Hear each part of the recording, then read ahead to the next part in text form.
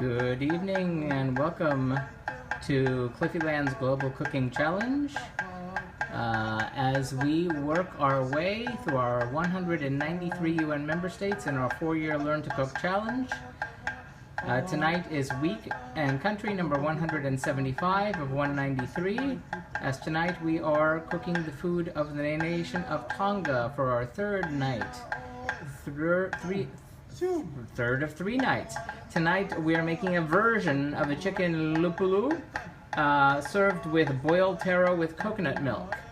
And in case you're wondering, the nation of Tonga is located about a third of the way from New Zealand out to Hawaii, which is over here. So basically it's right around here.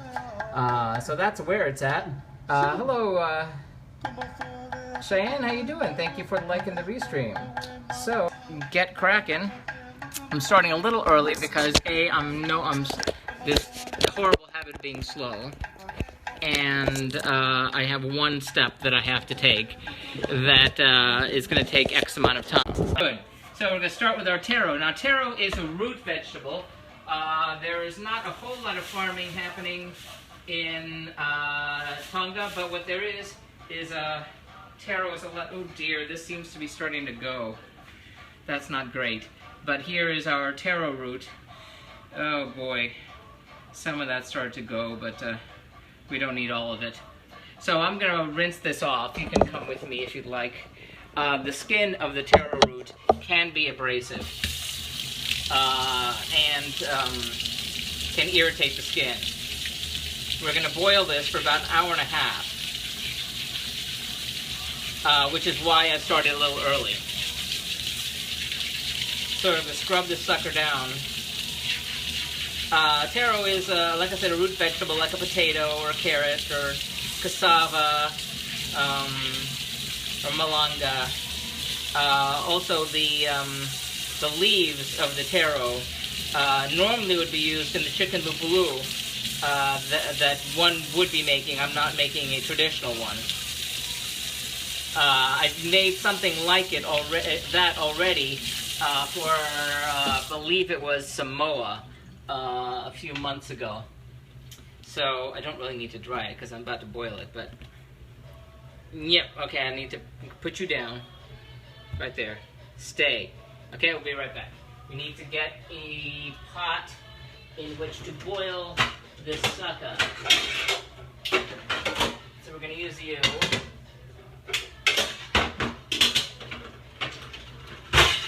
Yips. And I need a lid for that too. I believe that's the one. Okay, so we want to cover that, half cover it with water. Stay. So we're going to kind of half cover this with water and then set it to boil for an hour and a half. This is a big sucker. So that's going to take a while. So let's put you over here. So cover that and set it to boil. Now, if you see me taking pictures, that's for the blog. Everything is located at cliffyland.com. You'll see pictures, links to the original recipes, links to these videos right here in case there's something you missed you want to see. We're also on Facebook, on Instagram, on Pinterest, on YouTube, on Tumblr. That's where the blog is. So check all that out. The blog is posted every Wednesday, has all that information. Just search for Cliffyland or follow at Cliffyland on Twitter.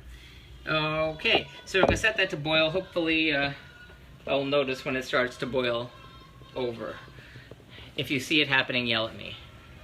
Say, hey, I forgot something. So now the chicken Pulu, the deal with the chicken Pulu is that normally, and this has come up in several of the island nations we've done before, is you'll find videos of women in these island nations doing this. They'll take the taro leaves, which is the leaves of that that root vegetable that's in there, and they'll put down, like big ones, and like layer them down, and then they'll basically make a cup and put maybe just coconut milk in it, and then make like a bowl and tie a string on the top with the basically threads made from plantain leaves, and just put those down into like a large steamer and steam it. And that's basically it. A version of it with corned beef, since the islands eat a lot of canned meats, corned beef being primarily one of the things around there, which is kind of part of the problem. Don't worry about Cheyenne. Thank you. Is that there will be obesity issues because, you know, there's a lot of canned processed foods being eaten instead of the traditional fish. There's a lot of American fast food, so there's a big move in the islands to try to get people to eat healthier and such. And this particular variation on the chicken lupulu is like that. Is one of those, hey, eat healthier deals. So we're gonna make it with chicken. We're gonna make it with chicken breasts instead of corned beef. If you want to see what a variation on that looks like, check out the blog post at Cliffyland for Samoa, which you did a few weeks ago. We did it with the corned beef. We got the taro leaves, and it worked out well. This time I looked for the taro leaves. I couldn't find them. So as with just about every other, you know, green you couldn't find, I couldn't find for anywhere else in the world, usually Africa. It suggests substituting spinach. So we've substituted spinach, which is kind of what they did anyway. So now I don't need to do this part. I'm going to get the chicken breasts out, and we're going to cube them. I thought of using chicken thighs, but you know, I used chicken thighs for the dish. We did the kumquat chicken, which we did on Sunday, which incidentally was out of this world. It was so good that the husband immediately put it on the list of, you know, must-do-again dishes. So that's saying something. That he's only said that, you know, maybe 10 or 15 times out of 175 weeks. So that's one to remember. So we've got our chicken breasts over here, organic, locally sourced, which is nice too. And gonna hone a knife here. Again, this is just gonna be cubed. This is really a basic dish. The way they've done it here is to basically cook it with the garlic and onions, and I'm hoping the meerkat is working okay. I saw Cheyenne's comments. I've been really worried about meerkat working, and because it's kind of messed up a few times in the past.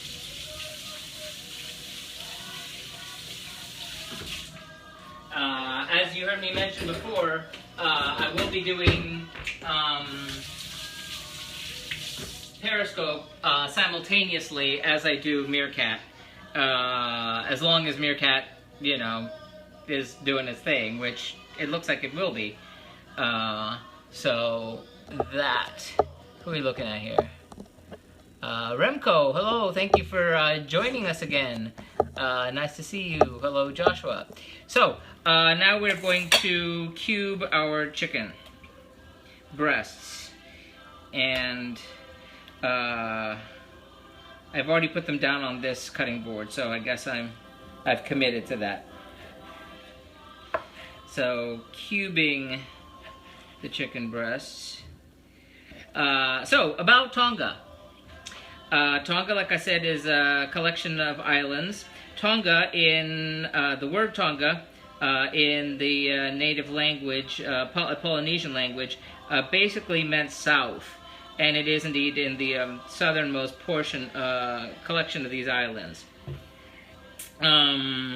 They were inhabited some 1500 BC, thereabouts. In European contact first came in 1616, when a Portuguese sailor came by and sort of discovered the place, as it were. Then other people followed, most notably, I believe it's James Cook, Captain Cook. who came by in 1773, 4, 7, and maybe 8. When he came in 1877, he saw that they were having a big old party, and it was a festival or something. He didn't know what the deal was. And, hello, is that Haval? My eyes are not very good, so I apologize if I butcher anyone's name. Hello, good seeing you. Greetings, assalamu alaikum. We have, but anyway, James Cook shows up, party, everyone's really nice. He calls it the Friendly Islands. So they get the name the Friendly Islands. However, amusingly, according to one source, an Englishman who wound up being sort of adopted by the Tonganese, that same party, all the chiefs had been discussing how to kill James Cook, but they didn't because they couldn't kind of decide on how, which is kind of funny. They remain, well, let's go chronologically. So 1700s, the Dutch, had come by. The Dutch claimed a number of islands in the Pacific, like Indonesia and such. However, they remained independent. In 1845, a man, a soldier, scholar, etc., sort of unified the islands to be a kingdom, and I'm going to butcher the name if I try to say it. And then a few years later, in 85, I believe it is, officially became the Kingdom of Tonga. And that and they remain the only monarchy in the Pacific. The British came by, and in 1900, they entered into an agreement for Tonga to be a British protectorate. However, they never gave up sovereignty. They always kept Britain, limited their connection quite severely. So, unlike Hawaii and Tahiti, they never gave up their monarchy, and their king is still the same line of succession from the original king. Things have been so-so. The sort of the ruling class has done, better than the general population. There are about 103,000 people in Tonga. However, 3 times that number of Tonganese live outside of Tonga, in Australia, New Zealand, and in the USA. Chucking this bit here. There is still a bone in there. That's not good butchering. So that is that deal. I really hope that this is all working and I don't have to start all over again, because that would kind of suck. That would kind of suck. Open Meerkat. Let's see if we're working. Are we working? It looks like we're working. Yes, hello Hector, how are you doing? I hope your sound is working. Okay. I'm there. So, yes, the country, monarchy is still the same. In 1900, the British becomes a protectorate until 1970, at which point they have official, complete independence from Great Britain. And they've worked their way through a lot of stuff. In 2006, there was an issue with succession. And they were trying to write a constitution, and somebody died before they could, finish giving people what they wanted. And then there was rioting, and in 2006 it destroyed about 70% of the center of the capital of Nuku'alofa. So they're working their way through stuff. Things are a little better. They're trying to get some tourism going. Most of the income is derived from people coming from outside. Sending money back home from outside of the nation. They've tried a number of things which weren't very smart to get some money. Like, apparently Crown Prince decided that hey, it would be a good idea to have this nuclear waste deposits in Tonga, which didn't seem like the brightest idea. So this is very odd that I'm not seeing anybody comment. This is striking me as strange. Not that I'm that vain, I'm just wondering if it's working. I'm gonna try.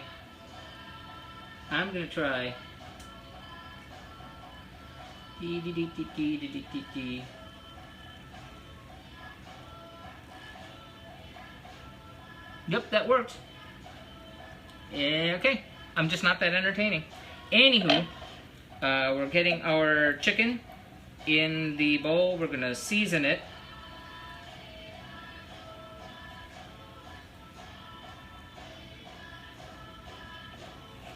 And with salt and pepper.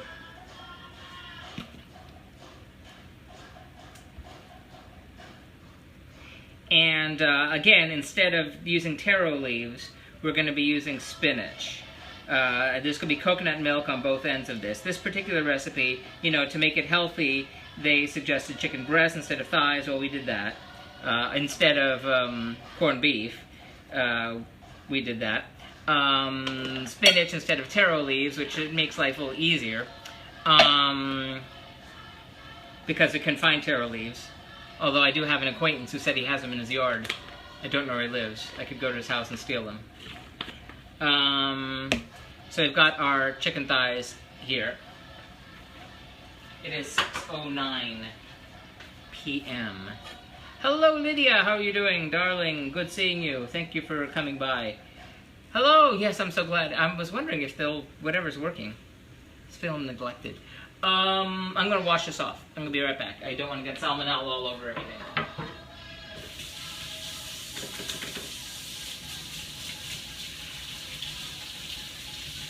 Welcome, welcome, welcome.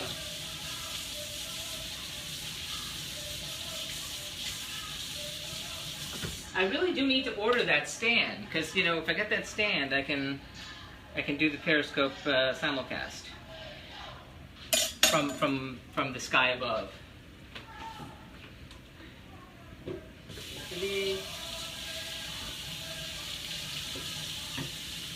I don't know if you can hear me. Hold on.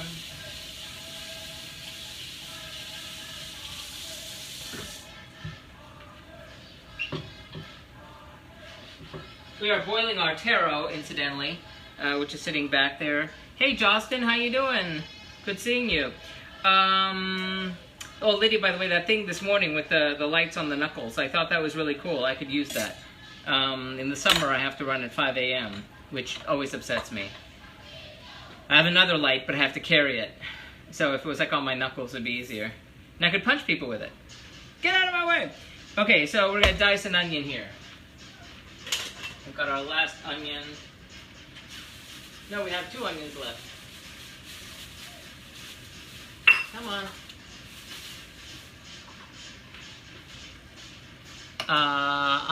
Well, working on a new piece. Oh, thank you, Justin. And interesting. I should check that out. I'm sorry, I really haven't been watching people's streams because there's just that stuff happening on this end. In addition to all this, so forgive me for not being a more faithful viewer as I was before. Still think about y'all. Just got things to do. But new piece, so this is a big calligraphy thing, I hope, I think. I gotta see it. So, Tonga. Come on, baby, shake your body, do the Tonga. You know you can't control yourself any longer. Hello, who do we have here? Wow. My eyes are really bad, so it is Basalens. Hi. It's all good, man. No worries. Good. Okay then. Good. Yes. Gonna be driving past your past your neighborhood like twice in the next few days. Driving back and forth to Miami a lot. So, if you have some time, send me a thing. It's a Walt Disney quote. Oh, interesting. When you wish upon a star. It's weird about Disney. I mean, you know, you're here in Florida too, so you know what it's like. But I see on Facebook, I have various friends from different cities in which I've lived and places that I've worked.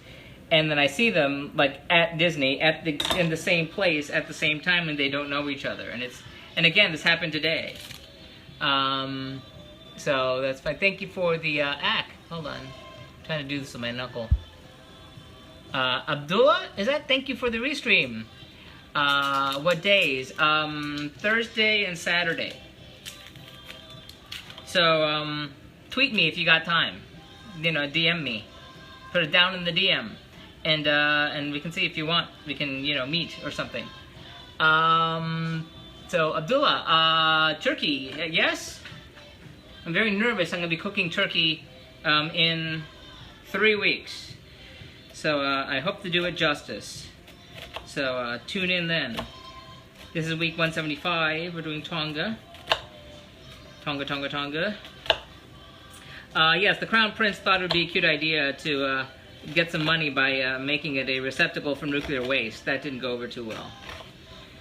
They made some like weird investments and stuff too. And then they had someone who's in, I think somebody in succession to the throne.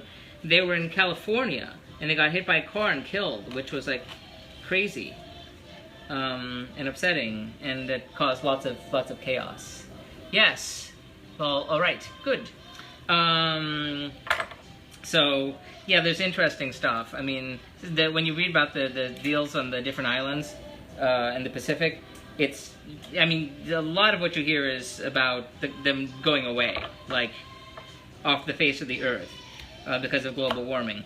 They countries like Nauru and Kiribati are all like getting ready to disappear. They've got plans to evacuate their entire population to higher ground.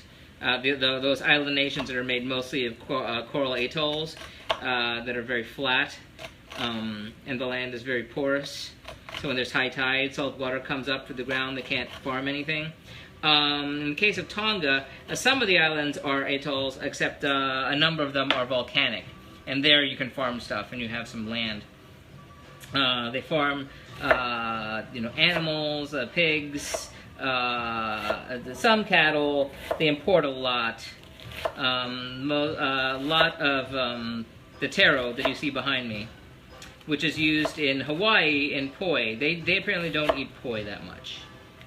The dishes that we've done so far have all involved coconut. We did a fish. We did was it the okaika, which was a repeat of what we did for Samoa, which is sort of like a ceviche, fish cooked in citrus. There's another dish they do, the kokola. I know I'm screwing that name up, which is basically raw fish and citrus, which we did for a different country. I get them all mixed up at this point. And what makes things more difficult is we have 2 more Pacific Island nations to go before we're done. So I'm burning through everything I got. The other thing they eat a lot of is a roast suckling pig on special occasions. That was not going to be possible. Only cooking for 2 people here and don't have all day. That being said, after I hit Zimbabwe and I finish all 193 countries, I've been thinking that my big celebration would be the week after to do Puerto Rico, which is, since I am Puerto Rican, and Puerto Rico is obviously not a UN member state, it is a territory of the United States, to have family or friends over and do that and make a big old party of it. If I had family and whatever, you know, who knows, I'd find some way to do, you know, a big, you know, lechon, big roast pig, which is traditional celebration food on special occasions like Christmas and Christmas Eve, actually. Don't know where I would roast it.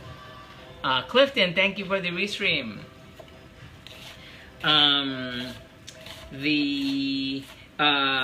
Another odd thing is when the country of Tonga was sort of formed, announced as a kingdom in 1885.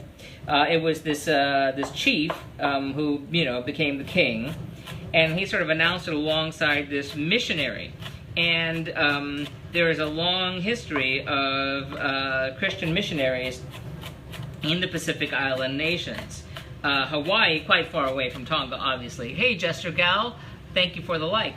Hawaii, obviously far away from Tonga, but still kind of related. Their story is absolutely fascinating. If you read a book by Sarah Vowell called Unfamiliar Fishes, I strongly recommend it. Really interesting. I bought it for my dad even, because it's so ridiculously interesting. But that involves the story of how Hawaii came to be, and how, like, a fluke situation with a soldier who escaped this battle and landed on a British ship or American ship who wound up in the U.S. and told his stories to the Christians in, was it Rhode Island? Connecticut. Got them all hyped up to go all the way around South America and convert the Hawaiians. But similarly, missionaries came to Tonga, and to this point, they're officially a Christian nation. They are like 99% Christian. But the only one country founded with Methodist Protestantism as sort of the official religion, even though it's a minority of the population are Methodist. They're mostly all Christian, but only a minority are Methodist. Others are Catholic or Mormon. The Christianity is a big deal. That's why the cross is on the flag, which is right here. If I have my directions right. Tonga, Tongolese. The people, people group speaking are mostly ethnic Polynesian, mixed with a little bit of Melanesian people. That's what makes the Tonganese. There's a lot of identity politics in terms of who gets to own land. Only Tonganese people I believe can own land in Tonga, though it can be leased to other people. But like I said, only 103,000 people. So we've got our onion diced. Now we're going to mince a garlic clove. If I don't seem like I'm in a big old hurry, it's because the actual cooking doesn't take that long. What does take a long time is boiling that taro that's sitting back on the pot over there. That's to sit there for an hour and a half, which is going to be like another hour and 10 minutes. Then that's going to be peeled, diced, and then cooked in some coconut milk. That's about it. This dish, this version of chicken lupulu, like I said, normally would be, you'd have taro leaves filled with coconut milk and maybe meat wrapped up and steamed, and this is not that. This is sort of like a version, hey, Tongans eat healthy version, which is served on rice, and they said brown rice. I am not doing that. I am going to serve it on the taro in coconut milk. It's a starch. Sounds delicious. Thank you, Lydia. Thank you so much. I so appreciate you coming by. I enjoy seeing your show every day. Today I'm not wearing glasses. I still have my contacts in for my run. The weather is still sort of okay here in South Florida. And by okay, I mean not hot. For someone who's born and raised in Miami, I hate the heat. I always dreamt of moving somewhere where it snowed, and then I did. And I lived far away for many years, and I shoveled snow, and I liked it, unlike other people. I did not like cold rain, though. That I was not prepared for. Did not enjoy that. So, but now, they're like 3-4 months out of the year where the weather in Florida is paradise, and this is one of them. Then everyone from the Northeast, and some from the Midwest, and some from Quebec all come on down and run amok. We have seniors run amok in our little, here in Jupiter, Florida. Jupiter, Florida, which is about an hour 45 minutes, 2 hours north of Miami, about an hour north of Fort Lauderdale, about half an hour north of West Palm Beach. Known for its lighthouse, its inlet, its celebrity homes, Burt Reynolds, and a couple oddly Florida notorious type stories. Because Florida is known for notorious type stories. So why should Jupiter not be part of that, right? So that's where I'm at. I run, in case you're new. I saw your show, awesome food to keep cooking, exciting. Thank you. It's wild. I mean, I just keep thinking about how, you know, one of the reasons I got into this is because I'm not like normal people. I mean, normal people who cook are like, hey, I feel like this, I want to make that, I saw that recipe, that looks good, I'll do that. You know, I wish my brain worked that way. It unfortunately just doesn't. And so, you know, having a list of countries to go through allows my OCD to say, okay, fine, I'll pick from these things. But once I don't have a list, I don't know how I'm going to do it. But of course, I realize more the limitations to that. Somebody's following me now. Yay! Wow. Is that it? Holy cow. Okay. Wow. That's fast. So I'm gonna stall here for a minute because I need to clean up. The food cooks rather quickly. Like I said, the taro is the one thing that takes a long, long time. But this is so damn simple. You just basically use salt, pepper, chicken, onion, garlic, coconut milk, and spinach. And that's it. I'm gonna get out my spinach. I got a pound of cooking spinach. Oh, part of this alphabetical thing is that I wind up with all these weird leftovers. And sometimes if the alphabet is kind, I get to use it again quickly. If the alphabet is not kind, I have to like wait, you know, forever, and then it goes bad by the time I need it. Like I just saw something in the fridge that scared me. But I'm going to be using this pound of spinach in lieu of taro leaves. Taro leaves, also known as elephant ears, are really big. They can, like, you know, fit in, you know, 2 hands. And they're very tough. They're hardier than spinach. They're chewier than spinach. That's triple wash, so thankfully I don't have to worry about that. After that E. coli scare a few years ago, now all the bagged salads and spinaches are triple mega washed, saving you the trouble, so you don't die. It's good not to die. You know, as I mentioned before, I started this whole thing, I didn't know how to boil water. And hadn't cooked for 30 years because I, you know, almost died, accidentally, you know, killing myself, and I got scared. So I didn't cook for 30 years, and I never learned to cook. And my mom, just this week, who apparently is not here right now, she called me yesterday, and she's like, I have some pork and I have some chicken. What should I do? And I was saying, I don't know. And I said, well, do you have an onion? Yes. And I said, well, saute the onion and the garlic, and then add the spices, and then add the pork and chicken, and then if you can have rice or whatever. And now I realize I've done this so many times, I know like the basic steps, and I can do them in my sleep. Which helps, but it doesn't keep things horribly exciting. Anne-Marie! Hello, how are you doing? Greetings, Alberta. Still dehydrated. Okay, what do we got? Holy moly. Okay, well, we're gonna move to the stove. That's what's gonna happen. Hope our battery is gonna be okay. In case you're just joining us, this is our taro, which is boiling for an hour and a half in that pot right there. Hello, Anne-Marie. And we have our cast iron skillet over yonder. And what the hell? I'm going to separate 2 tablespoons of olive oil. It said to use olive oil, so I'm gonna. I am not really ultra confident in that decision because I'm using the cast iron here for the chicken lupulu.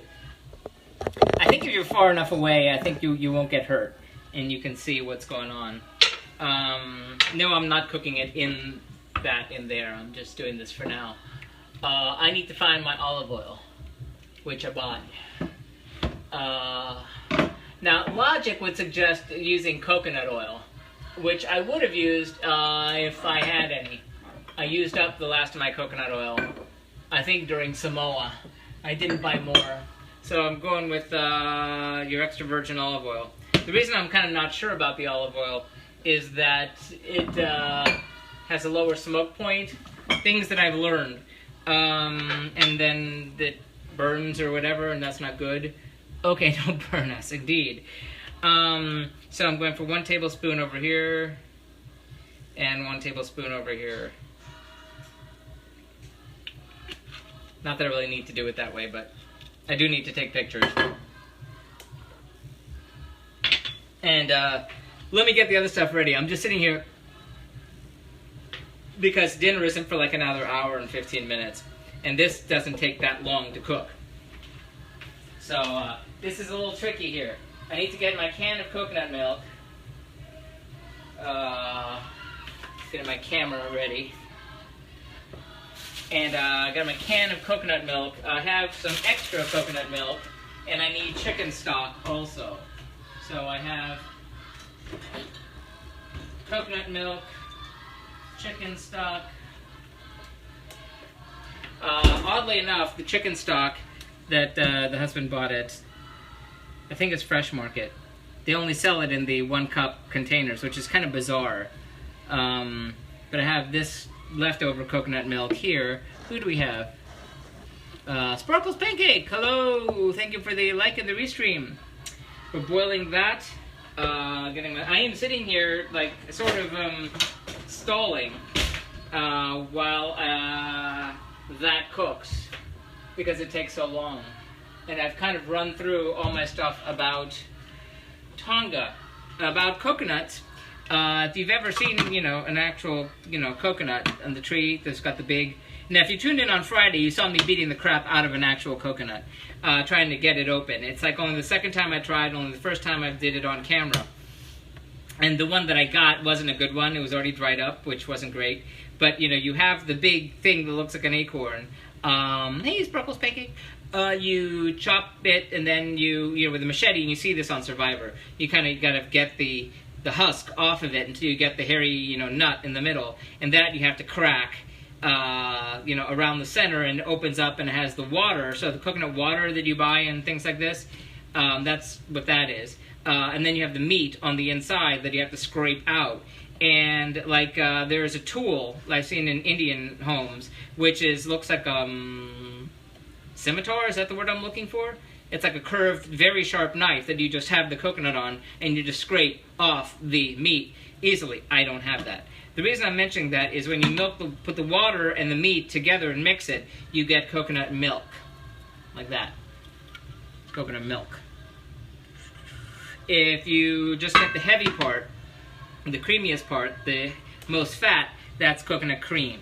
That has the consistency of like sour cream.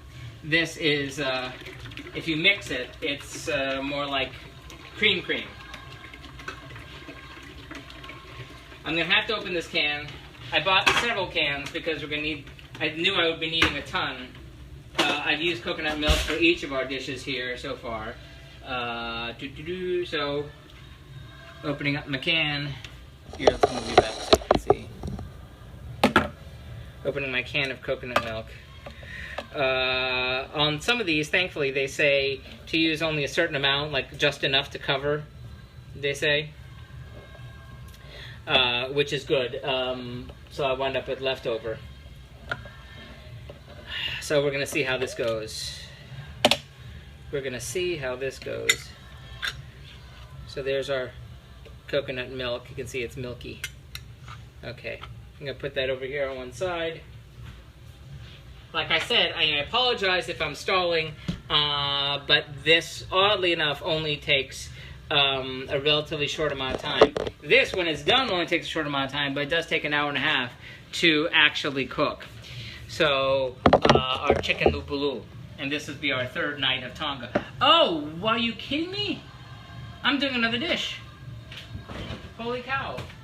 Well, I planned on doing another dish. I've totally forgotten this is our third night. My plan was to do the dessert tonight. And I have all this extra time. And this is kind of exactly when I would make it. So, let's see about that. Wow, I have my sweet potatoes sitting right over there.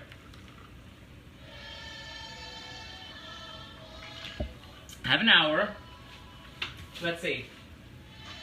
I did not print this one out. Or my script out for this.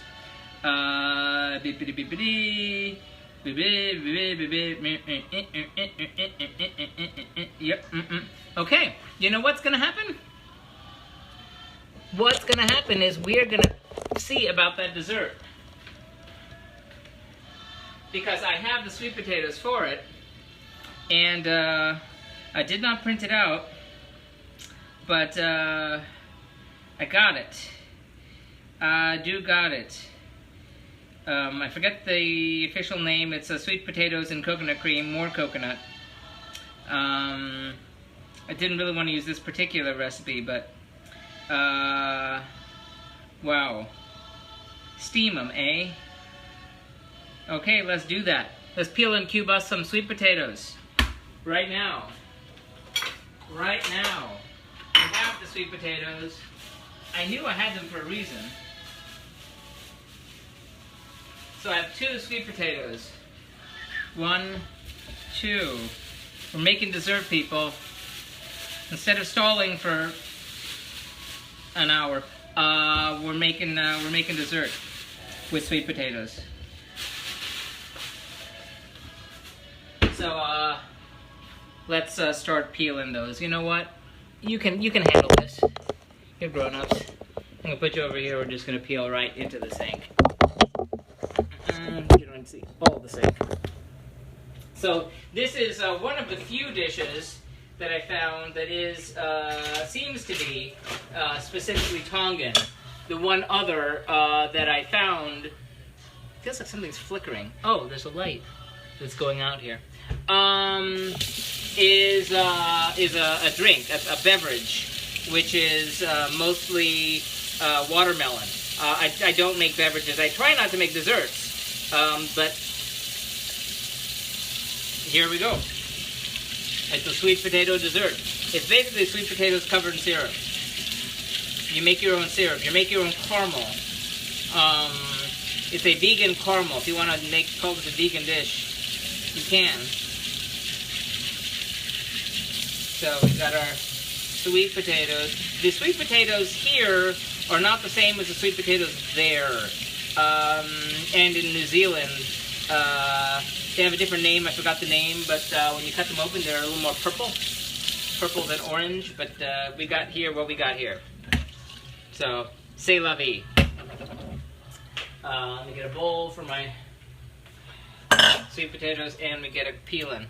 Wow. I didn't even plan on this. I mean, I planned on it, but I totally forgot until, like, I'm sitting here looking at a sweet potato. So, yay, you get to see cooking. You get to see peeling, but you get to see cooking.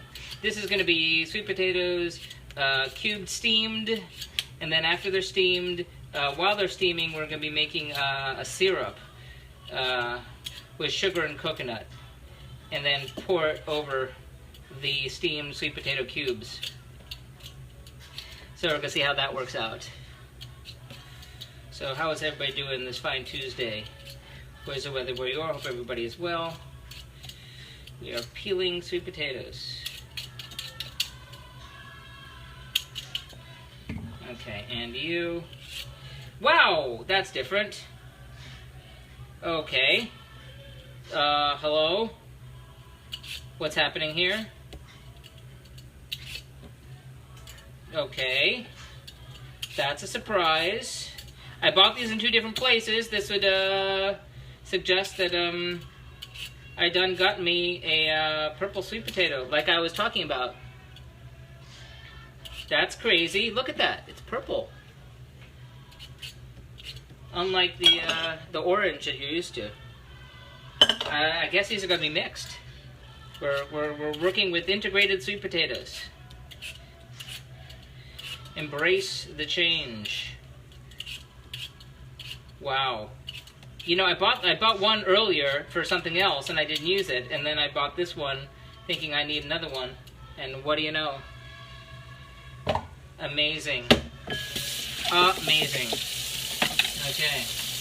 That's a surprise. Okay, so we're going to cube up our integrated sweet potatoes. I don't think that this is that, but I think the purple ones from New Zealand are, sounds like a lovely dessert. Thank you. I hope so. The ones from New Zealand, I think they're called, something with a K. I've totally forgotten. Not Kolkata, that's something else. I get all these names confused, and if I haven't seen them recently, I get more confused. So, wowzers. Wowsy wow wow. Make sure that lens doesn't fall off. Okay. Cubing. Sweet potatoes. I'm totally crappy at this job. Just fair warning. Okay. Okay, now, here goes nothing. Flat surface. How do people do this, for the love of Jimmy Christmas?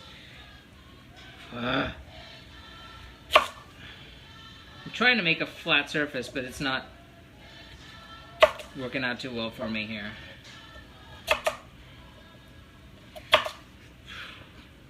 Not a knife skill that I possess at this time. So, well, this is more manageable.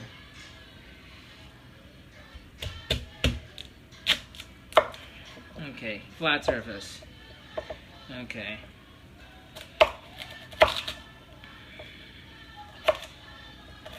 I know the idea is to get these to be roughly the same size, but cubes they will never be.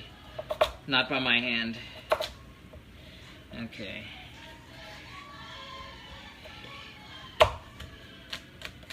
I'm going to need to get out the steamer.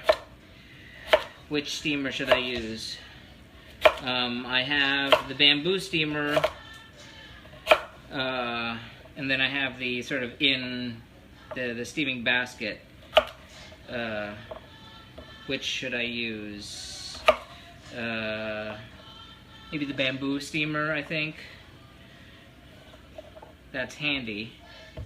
Wow, that changes colors fast. Okay.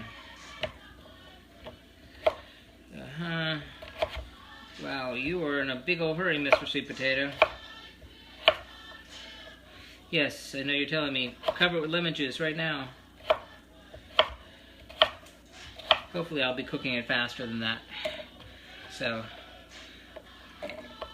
sweet potatoes of 2 varieties mixed in. There's going to be so many leftovers. I still have leftover of Friday's coconut confetti salad with the green papaya. It was okay.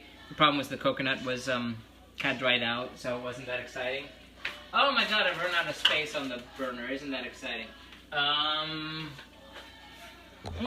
Here we go. Here we go. I did not expect I'd be doing 3 things.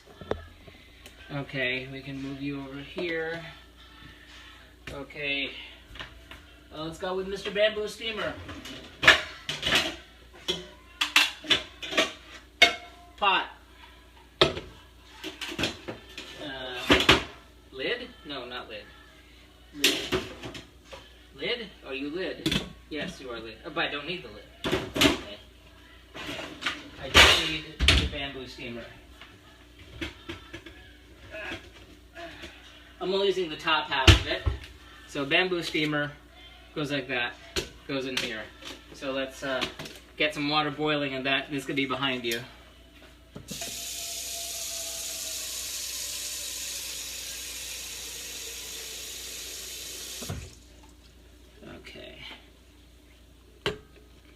over there. Back behind you, we're getting, the water is going to start boiling back there. And while that comes to a boil, let's move you back over this way. We're going to prep our bamboo steamer here. We just got some more parchment paper. That's a nice little trick for when you are using a bamboo steamer. You just put parchment paper in it and the steam goes through and you don't have to worry about having to clean your bamboo steamer. If you can get the damn box open. Caray, ¿cómo se hace esto? Dios mío, la vida es yo tratando de abrir las chavas cosas. How do they freaking open these? Oh my god, they're trying to kill me. There, holy cow. Oh great, we have a little scroll thing here. I'd like to award you this diploma of parchment paper. It's as good as a... No, I'm not going to make that joke.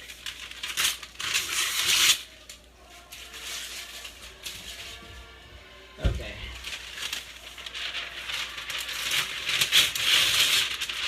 We're putting parchment paper in here to line it. Then we're going to steam our sweet potato cubes thusly. I'm sorry, my eyes are really bad. Is that Mare? Mare or Mara? Thank you for the like and the restream. Mars Fly. Thank you very much. Okay. So now we're going to take you and put you all in here.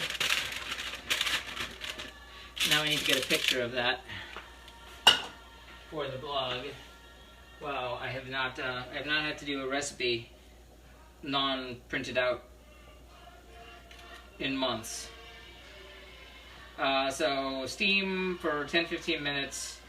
Wow, and I need to use every damn burner in the house. I'm even gonna need to use right here what I got this cast iron skillet in the way. Yow. It's getting mighty crowded in here. Okay, let's get you over there for now. Here. Wendy, thank you for the restream. Okay, while that water back there is coming to a boil, I need to get a pot in which, I'm going to make the syrup. One of these. There. And this is going to splatter. That's very exciting. This is going to make a giant mess. I do not have coconut flakes, so life's rough that way. Wowzers. Wowzers. 2 cups of sugar. Holy... 2 cups of sugar. Oh my god.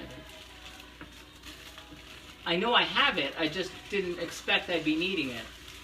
See, I just have that much sugar left. That's not much. It's not 2 cups. Wow.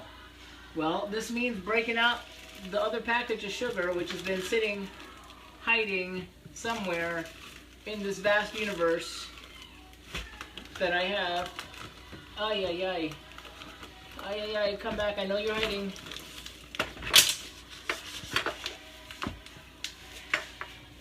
Okay. Sugar. I cannot believe I'm doing this. I cannot believe I'm doing this. 2 cups of sugar. I cannot believe I'm doing this.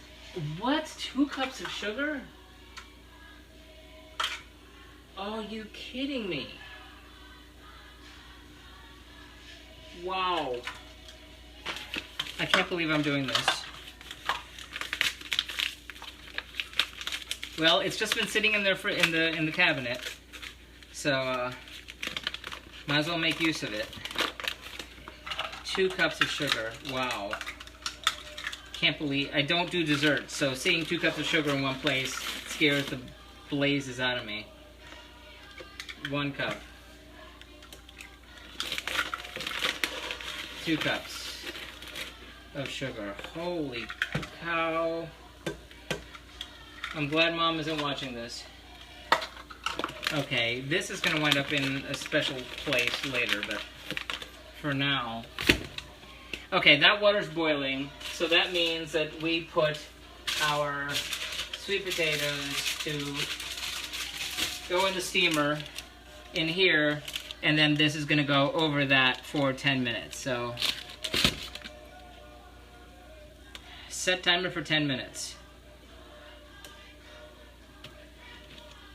Meanwhile, here we're going to, on medium-high, get our sugar melting.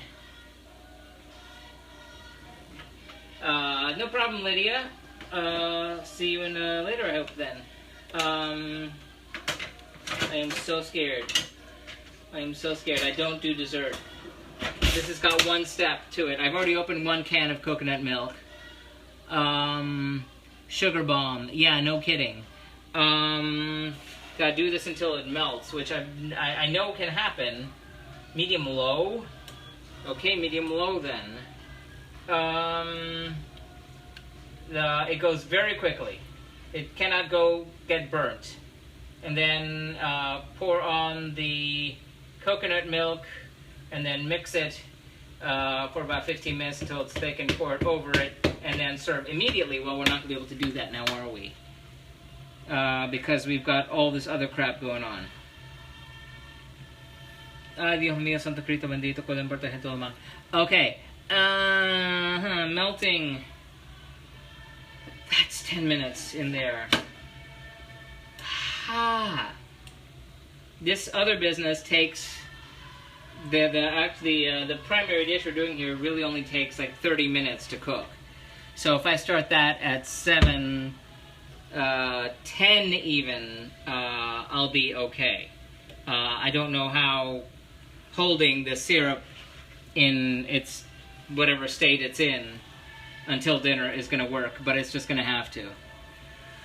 Wow, I've not done dessert. I've never on purpose done dessert. Let's just put it that way. I've done accidental dessert. Help me!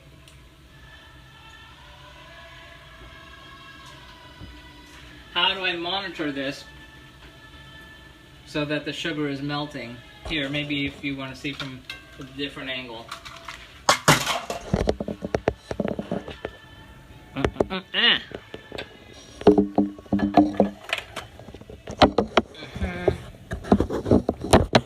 Sorry. Gotta monitor my battery too. Okay. So I got our cast iron back here, which is going to be where the chicken is going to be cooked. We're waiting for our sugar to melt. I'm glad the husband is not seeing this.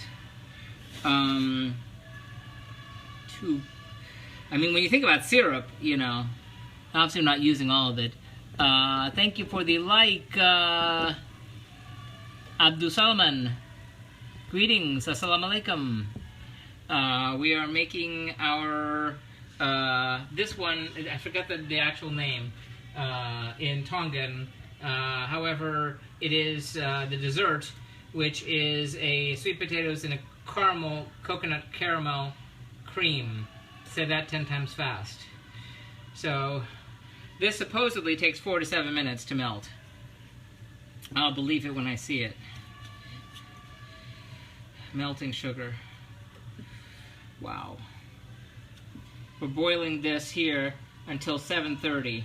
This is our taro, which is back in here. We're going to peel that and then cook it in some more coconut milk. I need to open another can of coconut milk. So here is can number 2 of coconut milk. And we already have some leftover coconut milk from Sunday, which was left over from the coconut milk we used on Friday. So if you've ever had a lot of coconut milk, you know our system is regular, to put it nicely. Okay, so we've got our second can of coconut milk primed and ready right there. So let's see how this sucker goes. We are scared. We're scared. We're keeping the challenge alive. keeping things interesting, hoping that this melts. Bobby, my goodness, is that Bobby that we're seeing there? Hey, stranger, how you doing? Good seeing you. Long time no see. How are things in Cali? I gather, I see, I never go on Blab, but I see the occasional like screenshot or something, and I know you're there. I just never have the time to go on Blab because I'm busy doing all this other stuff. But hope you're doing well. I am getting some power here for the iPhone, so it doesn't die, because we're gonna be here for a little while, and just want to be sure. Okay.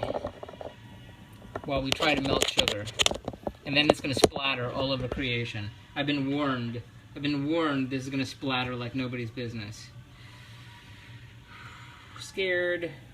Good, good, good, good, good. So we're doing 3 things here. Thing number 1 is our taro, or boiled taro and coconut milk. We've been boiling our taro here for almost an hour now. Then back here, we're on the stove. We have our bamboo steamer and water. We're steaming 2 types of sweet potato, kind of accidentally 2 types. Your regular run-of-the-mill orange sweet potato that you'd find in the States, and then a purple sweet potato, much like you would find in Tonga or New Zealand, which I would not have expected. I didn't realize there were 2 different kinds until I opened the sucker. And now we're melting the sugar because I had this extra time, and earlier in the week I had planned, but not today, to make this 3rd dish, which is a dessert. I don't do dessert, but I had the sweet potatoes, and I thought, why not? Rather than waste them. Which is basically those sweet potatoes, which should be ready in 3 minutes, ha ha ha, and a syrup that we're going to be making here out of all this sugar and coconut milk. And it's going to splatter.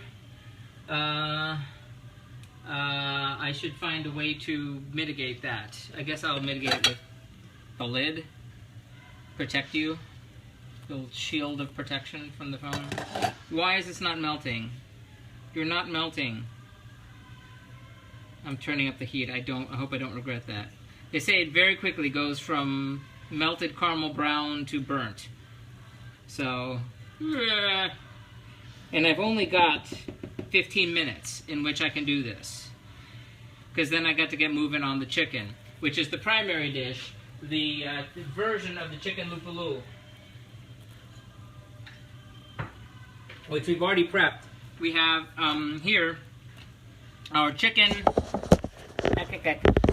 our olive oil, onions, garlic, more coconut milk, chicken stock. You can't see, can you? There. And then way back here our spinach, which is going to go in lieu of taro leaves. So that's sort of a version of the chicken lupulu. And that cooks in, 30 minutes or so. Hopefully, we're planning on dinner at 7:45, 8 if I'm late, and this is still not melting. How long does it take freaking stuff to melt? We're listening to music of Tonga. Melt. Somebody melt. Help me. I wonder if I should... I don't know. I guess I don't need to flip that taro root.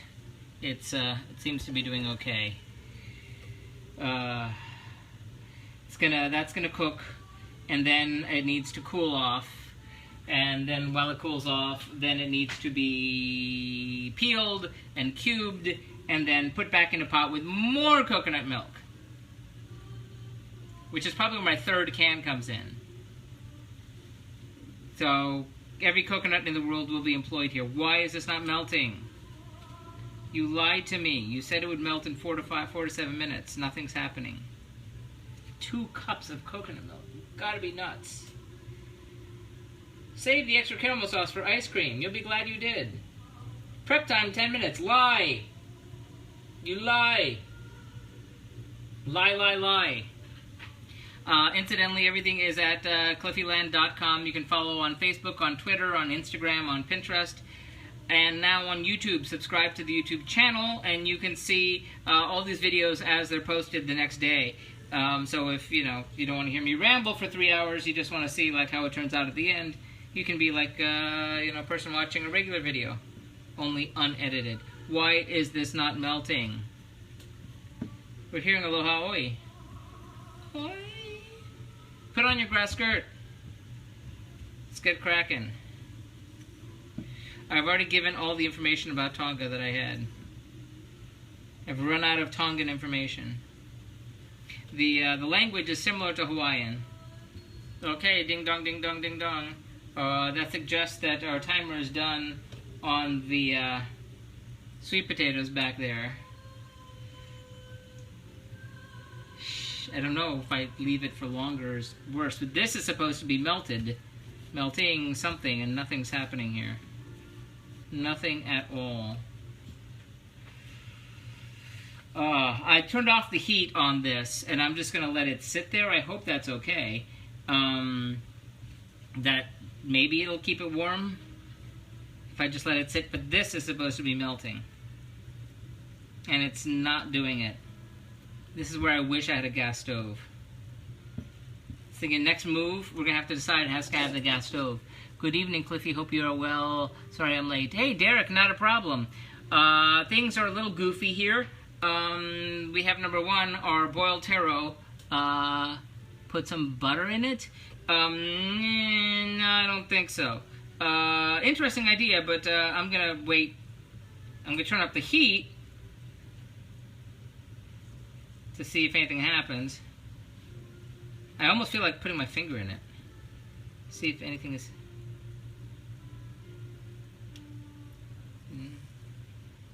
Come on. Who's melted sugar before? Derek, thank you for liking the restream. We've got our boiled taro, which has been sitting here for an hour. It has another half hour to go.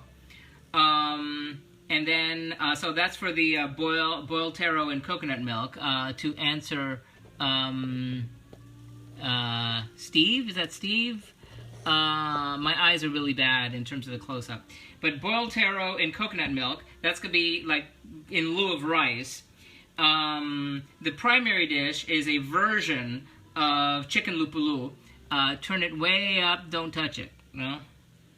I'm going to turn it up. When I see it start to happen, then I'm going to turn it back down again.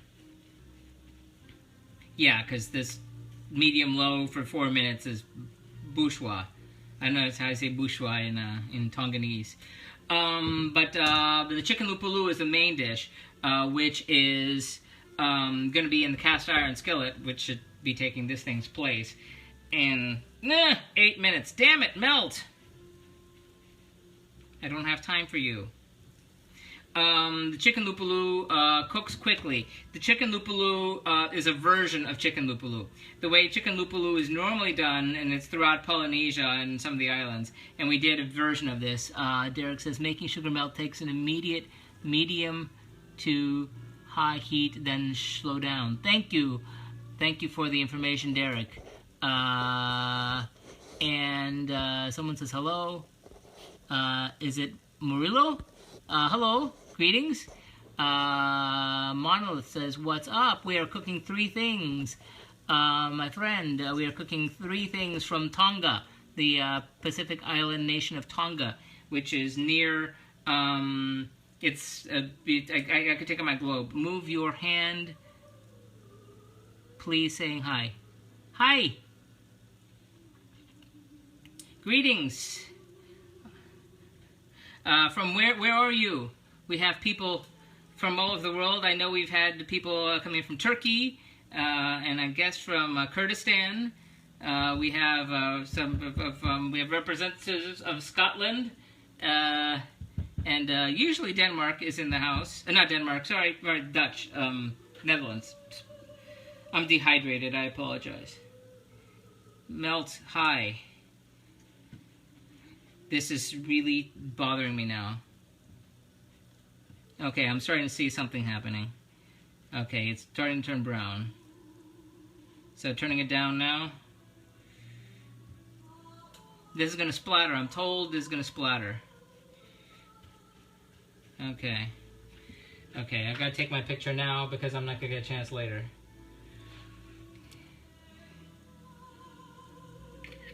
Okay.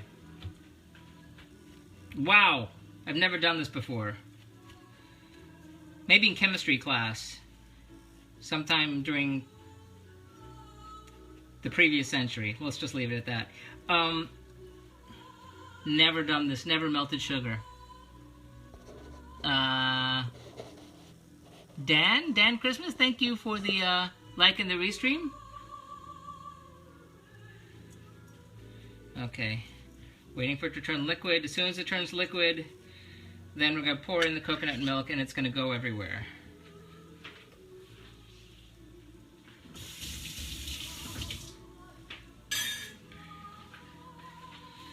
Okay, I'm starting to see a little caramel color. Thank you for the follow. Thank you very much. Anyone you can follow here on Meerkat. You will be advised when the streams are scheduled and when they're about to start. I have 6 minutes to get this done. You need to work. You better work. Premise, again, if you are new, is a 4-year challenge for me to learn to cook. Started in 2012, trying to learn to cook by cooking food from a country in alphabetical order, going from Afghanistan to Zimbabwe. And this is week number 175 of 193. You have no cookability with an electric hob. Yes, I know. It sucks. We were discussing the next place we live is going to have to... thank you for the follow.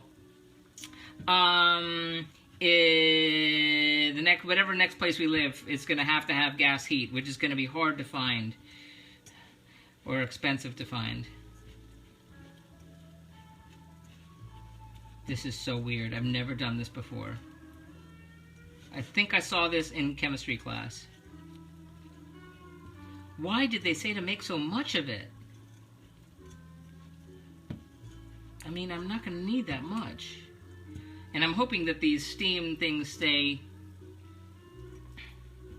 steamed. So that's what caramel is, basically melted sugar. Go figure. I'll go try to clean this this pot afterwards. That's going to be exciting. Come on, melt already.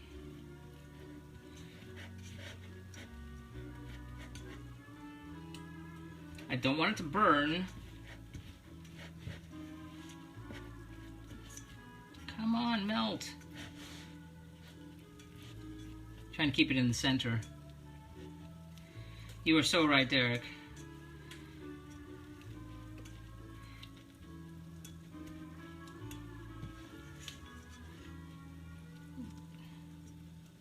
I mean, I guess it's not going to get liquidy liquid. It's going to get caramely liquid. Why do you not go? This is going to go splatter in a crazy way the second I put that in. Now, how long is this going to have to stay on here?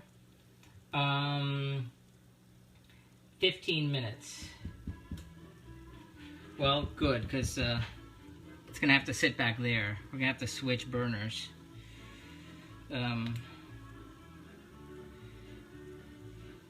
I'm turning that burner on right now. Maybe that'll heat up the cast iron while we wait. Okay, starting to get some liquid action here.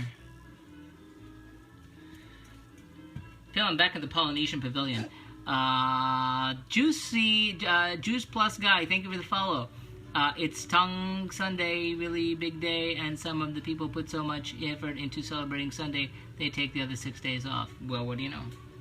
One thing about Tonga is they're serious about their religion. The Christianity, everything is officially absolutely closed and shut down on Sunday. No, nothing can happen on Sundays. That's a thing. Meanwhile, we have only 3 minutes before I need to get started on the chicken. Okay, this is it's kind of there, it's almost there. Come on. Caramel, not brown. Liquid, not solid. Wow. Never seen this before. I feel so stupid. I just don't do desserts. Thank you for the restream, Juice Guy. Wow, there's so much of this going to wind up going down the drain. Because we don't do sweets much here. It's like, oh yes, pour caramel over ice cream. It's like, I don't have ice cream. I think I've had ice cream, like, in the past 10 years, maybe I've had it 5 times. 3 times, maybe. I'm just not a sweets guy. Well, okay. That seems liquidy. Okay, here comes the moment of truth. Okay, one more time. Okay, once it melts, that's melted. It's almost 100% melted now. Okay, here goes. Guarding myself and the world.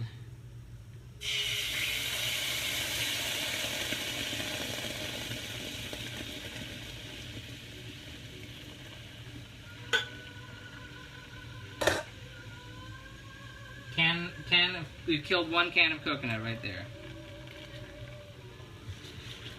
Caray, Dios mío, ¿qué es esto? No, ¿por qué está tan alto? No, bájate. This is like taffy. What am I supposed to do with this? Does it all melt together? Well, we're gonna find out. Because the time has come to switch. So that's gonna sit on that back burner for screenshot. Oh my god. Hi. Screenshot. Thank you. I hope that works. Because this is like solid, it is solid like rock. The rice is, the sugar is re-solidified. So we're gonna see what happens back there. But you know we need to get moving here. Okay, front burner. Nuku'alofa. No, not Nuku'alofa, that's the capital. Our chicken lupulu, starting with our olive oil. We need to brown the chicken in batches. And here we're looking at this side. And in batches, well, this is a large cast iron. Uh-oh, not another blob. Yeah, you remember Sao Tome and Principe. That was the blob of the world. If you want a good laugh, find the blog, again, at cliffyland.com, or look on YouTube for the entry from Sao Tome and Principe. That was the one we had 1,500 people watching at once. And it was because I was creating something, such a disaster, that it went right from the stove into the garbage. And now I know exactly what happened. I used the cassava starch instead of cassava flour, and apparently that mattered a whole lot, and how I put it in mattered a whole lot, and I did it wrong, and that was bad.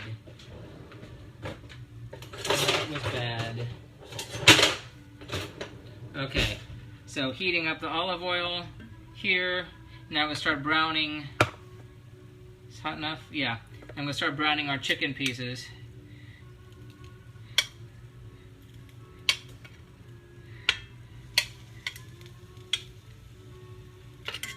Says not to crowd the pan. I've seasoned them earlier.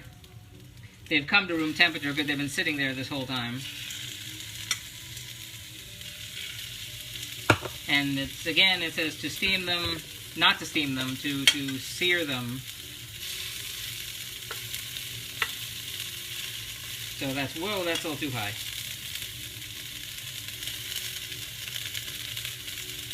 That's nothing there.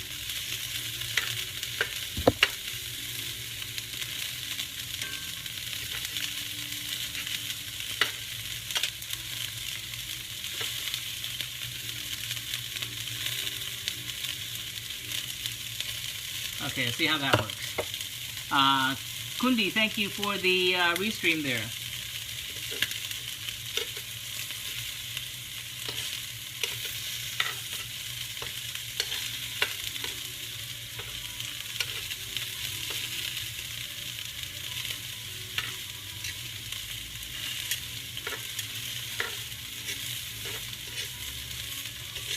Come on.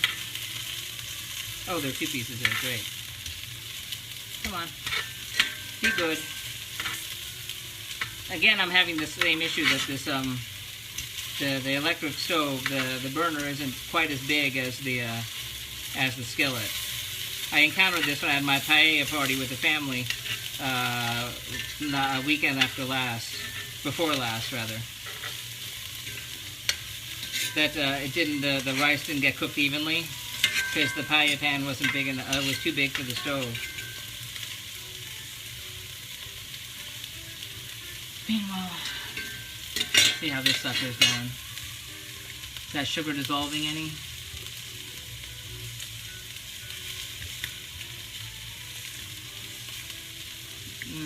I still see solid sugar blob. Not syrup, not caramely at all. I hope that works. I really do. Okay. Okay, back to you. Cooked food bowl. Are we seared? We seared somewhat.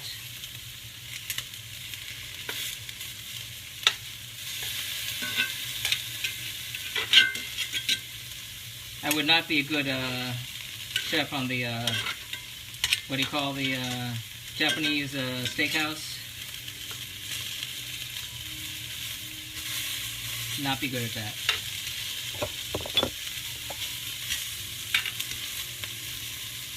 Was it a seafood paella? No, it was the paella we did for, same as one we did for Spain, which is a paella valenciana, which was with chicken. Like apparently the original recipe for paella was chicken and rabbit and snails. The one we had was just chicken. It was very good though. The people that had the rice that was cooked all the way through quite enjoyed that. Okay, you're cooked. Seared.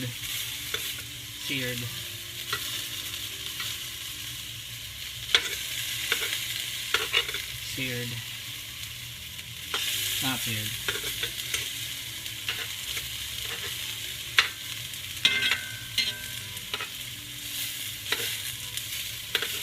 Just working my muscles, my little hand muscles. Benihana, indeed. Yeah, I would not be a good. They just did on Top Chef. They just did a challenge where they all had to cook on that. Apparently the heat is like ultra high, and the chefs that had not done that kind of thing before were totally freaked out and were starting giant fires. It was really interesting to watch.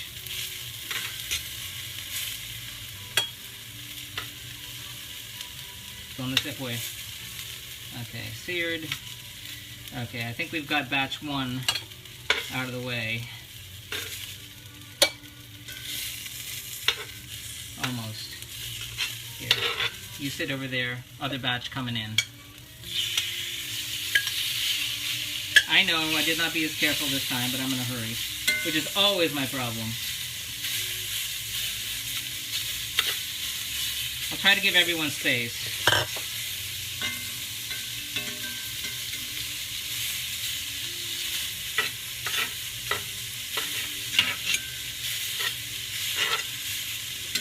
The heat's gotten higher at least on this, so there's that.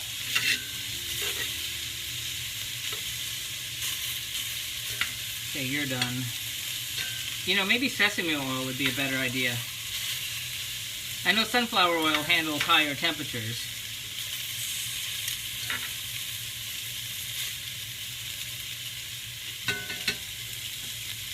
Yes, love fire. Fire, fire!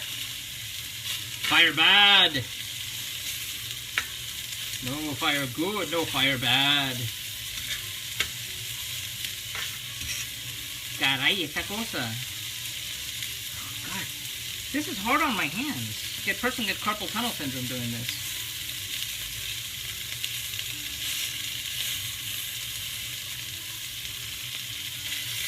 You know, I was realizing that I know Meerkat's been around for about a year now.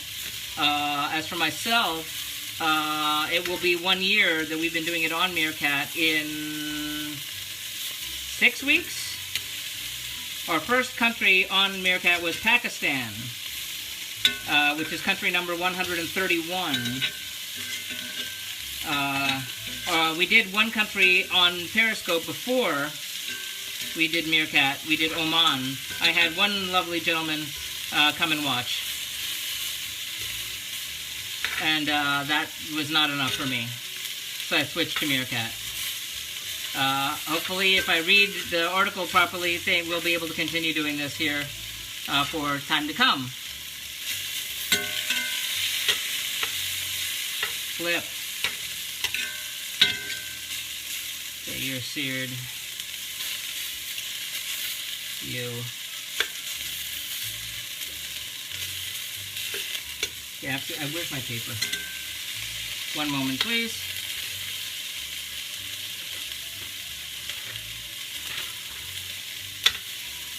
You're good.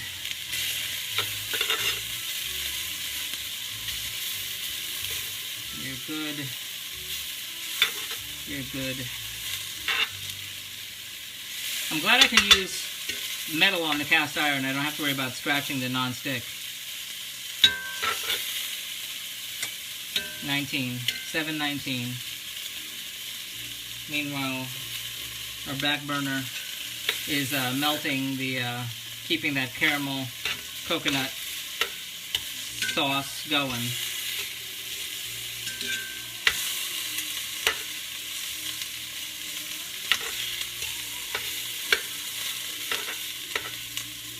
You're good.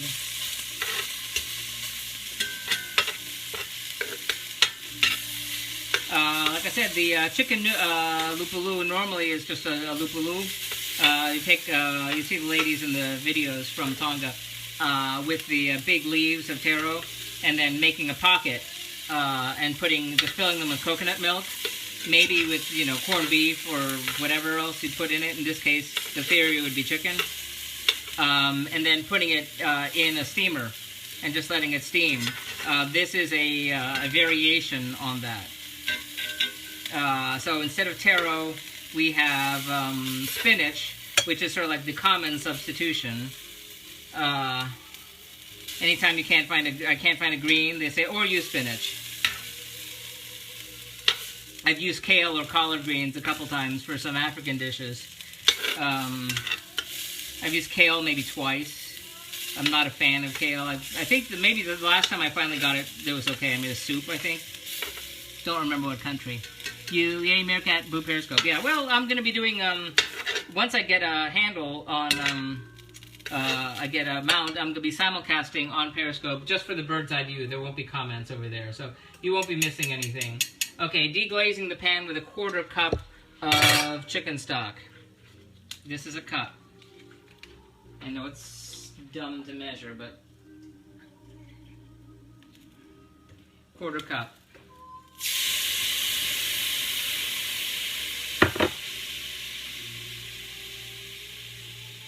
Okay, and we're scraping you up. Scrapey, scrapey.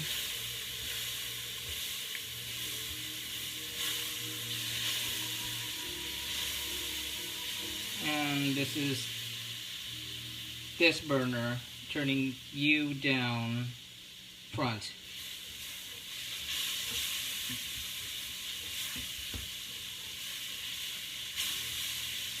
And now we're going to add the remaining olive oil.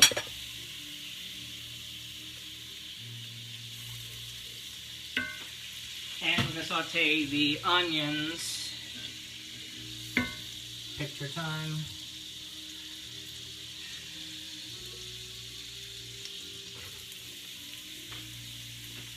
Onions, and the garlic goes in now also.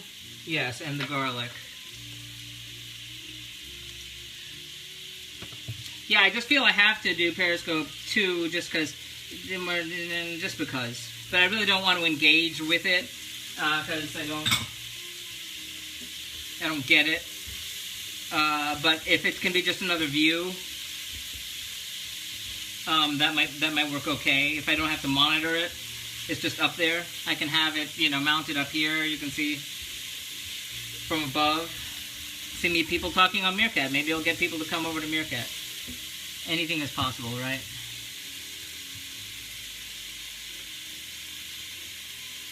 Okay, meanwhile, our, over here, our syrup, or caramel syrup-ish is, hasn't really absorbed all that sugar.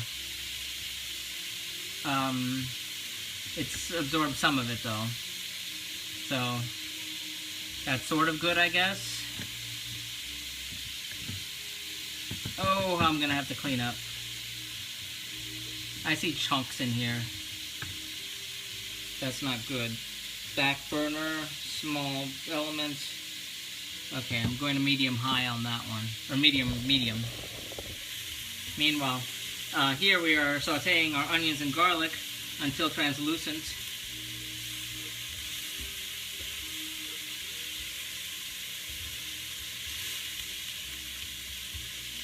Onion piece flying. Come back. Who was that? Oh, Derek. Don't touch the hot pan. Lesson number 2. Right after, don't stick your face in a hot oven. Okay, we're waiting until it's translucent.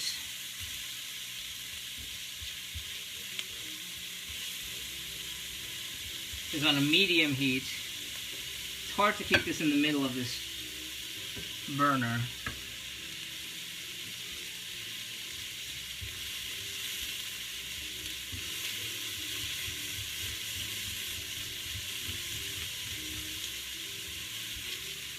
And now,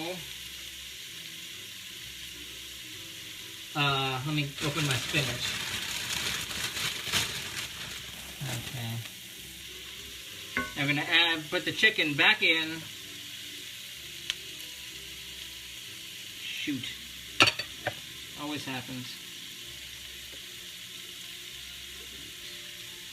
Okay, and add our chicken back in.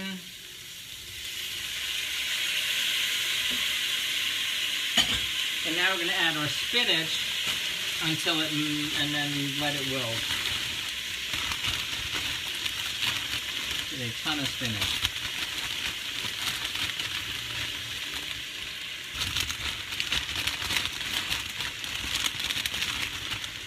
I'm glad I have the cast iron gigantic saucepan.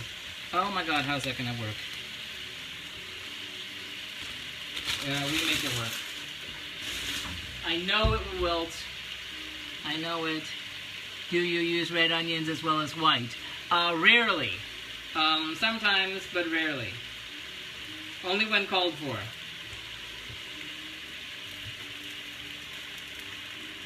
I should have used that big old saucepan that would contain all this, but you know me. Cliffy in a hurry. This is dumb. I'll put those in after the others wilt. Let's try having a brain. Yeah, red onions only occasionally when something calls for them. I gather from people asking questions, you and others from the Netherlands and such, that red onions seem to be much more commonly used over that side of the pond. These are not white onions, these are yellow onions, technically speaking. White onions are white, very white, and very large. They're traditionally, when in the beginning I didn't know the difference, and that's what I was buying. That's used in mostly Mexican cooking, Central American cooking, used in salsas and such. Has a lot more water than other types of onions. So that. Cover it with a big saucepan to let the steam cook the spinach. That's smart, isn't it? I don't have anything big enough for that, to be honest. But here.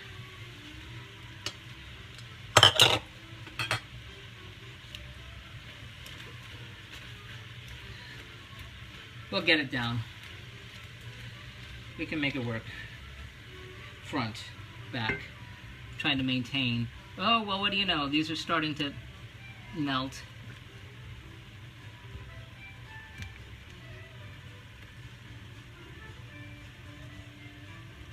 This could be the weirdest thing. I have no idea what to expect under the spinach thing there. And 2 more minutes. Holy bowls. Okay.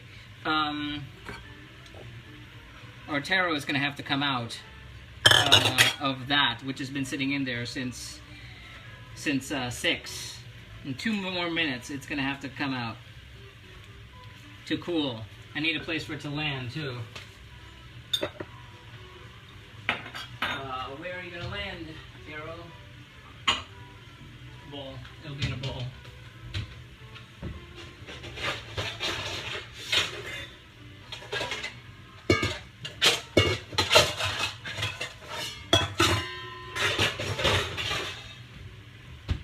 Okay. Where is the main man? He is at the gym. Should be back later. So that was when in the beginning I was sort of stalling because I said, "Oh, I know dinner is gonna. It's better to be on time or late because maybe he won't be here. Be back in time." And then I realized, oh crap! You know what? I was gonna do that dessert too, and that's what that whole business is about. So as you can see, this is starting to melt, a wilt rather. So now we're going to add the rest of the chicken stock here to the this.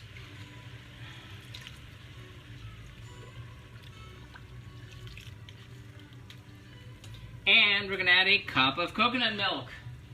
Did I tell you we're going to use all the coconut in the world? Because we are. So we have some leftover coconut milk.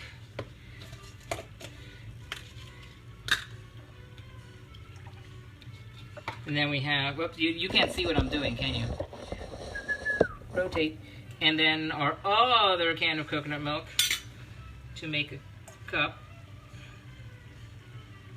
And the rest is going to be going in the fridge for the next whatever that I use coconut milk for. Which, considering the alphabet, may not be long enough. Okay.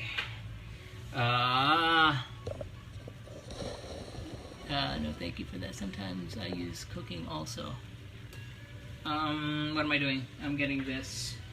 Okay, coconut milk going in.